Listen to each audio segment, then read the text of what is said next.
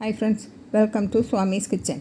நாம் இன்னைக்கு பார்க்க போகிற ரெசிபி ஹெல்த்தியான டேஸ்டியான வாழைத்தண்டு பொரியல். இந்த வாழைத்தண்டு பொரியலை சுடு சாதத்தில் போட்டு சாப்பிட்டாலும் சப்பாத்தி கூட வச்சு சாப்பிட்டாலும் ரொம்ப அருமையாக இருக்கும். கிட்னி ஸ்டோன் உள்ளவங்களுக்கும் இதை அடிக்கடி சாப்பிட்டு வந்தால் கிட்னி ஸ்டோன்லேருந்து விடுபடலாம். இதுவும் மேலும் வராமலும் தடுக்கும். இதை எப்படி செய்திடலான்னு பார்த்துருவோம். இதுக்கு தேவையான பொருளும் பார்த்துடலாம். நான் 300 கிராம் வாழைத்தண்டு எடுத்துருக்கேன். நல்ல ஃப்ரெஷ்ஷான வாழைத்தண்டாக இருந்தால் நல்லா இருக்கும், நல்ல டேஸ்ட்டாக இருக்கும். இது நல்ல ஃப்ரெஷ்ஷான வாழைத்தண்டு தான். பாருங்கள், இதை வட்டமாக இப்படி முதல்ல கட் பண்ணுங்கள். இதில் தும்புகள் இருந்தேன்னா அதை வெளியே வந்துடும். இப்படி கட் பண்ணி எடுத்து பாருங்கள். இப்படி இதில் தும்பே இல்லை. அப்படி தும்பு இருந்தால் கையை எடுத்து இப்படி சுற்றி எடுத்துருங்க, வந்துடும். இப்போ இதை நான் மிஷினில் போட்டு தான் கட் பண்ண போகிறேன். பொடியாக கட் பண்ணி தந்துடும். நம்ம இல்லைன்னா கையில் கட் பண்ணிடுங்க பொடியாக.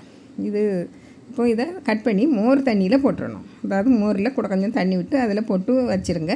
அப்படின்னா கறக்காமல் இருக்கும். இப்போ இதில் 2 டேபிள் ஸ்பூன் பாசிப்பருப்பை நான் அரை மணிக்கூர் ஊற போட்டு வச்சுருக்கேன். நல்லா ஊறி வரணும், சீக்கிரம் ஊறிடும் பாசிப்பருப்பு. அது இருக்கட்டு. இப்போ அடுப்பில் கடாயை வச்சு காஞ்சதும் எண்ணெய் 1 டேபிள் ஸ்பூன் கடலை எண்ணெய் விட்டுருக்கேன். உங்களுக்கு நீங்கள் சமையலுக்கு யூஸ் பண்ண எண்ணெயை விட்டுருங்க. ஒரு 1/4 டீஸ்பூன் கடுகு, 1 டீஸ்பூன் உளுந்தம்பருப்பு, 1/4 டீஸ்பூன் ஜீரகம், 1 காஞ்ச மிளகாய், கருவேப்பிலை ஒரு கொத்து, ஒரு 3 பல்லு பூண்டை இடித்து போட்டிருக்கேன். உங்களுக்கு பூண்டு போட விருப்பம் இல்லை அப்படின்னாக்கி இஞ்சி தட்டி போட்டுக்கலாம். காரத்துக்கு தேவையான அளவு பச்சை மிளகாய். நான் பெரிய மிளகாயில் 1 தான் போட்டிருக்கேன். பச்சை மிளகாய் போட்டு நல்லா வதக்கி விட்டுருங்க. நல்லா பொரிஞ்சு வரட்டு. உளுந்தம்பருப்பு ஜீரகம் எல்லாம் நல்லா வாசனையாக வரும். இப்போ ஒரு பெரிய வெங்காயத்தை பொடியாக கட் பண்ணி போட்டு நல்லா வதக்கி விடுங்க. நல்லா வதங்கி வரட்டு. இதில் கொஞ்சமாக உப்பு சேர்த்து நல்லா வதக்கி விடுங்க.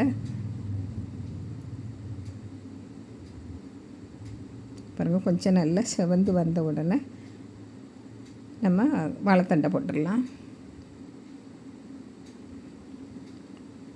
பாருங்கள், வாழைத்தண்டு இது ரொம்ப நல்ல பொடியாக நறுக்கி வந்துட்டு நீங்கள் இதுலேயும் கூட கொஞ்சம் பெருசாட்டம் நறுக்கி எடுக்கலாம். நல்லா கிளறி விட்டுருங்க. ஒரு நிமிஷம் அந்த எண்ணெயிலேயே அந்த வெங்காயத்தில் உள்ளது இதெல்லாம் படும்படியாக கிளறி விடுங்க. விட்டுட்டு நம்ம ஊற வச்ச பாசிப்பருப்பை மேலே போட்டு நல்லா கிளறி விடுங்க. வெந்துடும். நம்ம நல்லா ஊறி இருக்குது பாசிப்பருப்பு, அதனால் வெந்துடும்.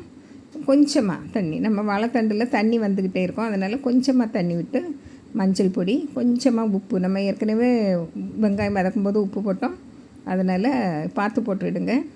நல்லா கிளறி விட்டுட்டு மூடி வச்சுருங்க.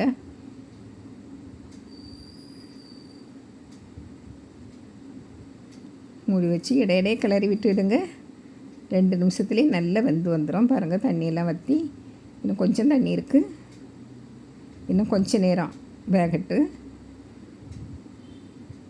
இன்னும் கொஞ்சம் மூடி வச்சுருங்க. பாருங்கள், தண்ணியெல்லாம் ஓரளவுக்கு கொஞ்சம் இருக்குது.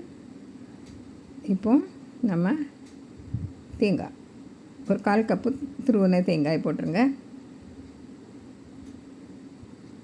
போட்டு நல்லா கிளறி விட்டுருங்க. நல்லா கிளறி விட்டு அப்படியே மூடி வைங்க. அப்படின்னா நல்லா வாசனையாக இருக்கும். பாருங்கள், இப்போ எல்லா தண்ணியுமே வற்றி நல்லா வந்துட்டு நீங்கள் உப்பு எல்லாமே பார்த்துருங்க முதல்ல. இப்போ இதை இறக்கிடலாம். இங்கே சுவையான கம்மனி வாழைத்தண்டு பொரியல் ரெடி ஆகிட்டு. இது சுடு சாதத்தில் போட்டு பிசைஞ்சு சாப்பிட்டு பாருங்கள், ரொம்ப அருமையாக இருக்கும். அதே மாதிரி சப்பாத்திக்கும் இது வச்சு சாப்பிட்லாம், ரொம்ப டேஸ்ட்டாக இருக்கும். இதே மாதிரி நீங்களும் செய்து பாருங்கள். பிடிச்சிருந்தால் லைக் பண்ணுங்கள், ஷேர் பண்ணுங்கள், கமெண்ட்ஸ் பண்ணுங்கள், மறக்காமல் சப்ஸ்கிரைப் பண்ணுங்கள். தேங்க்யூ.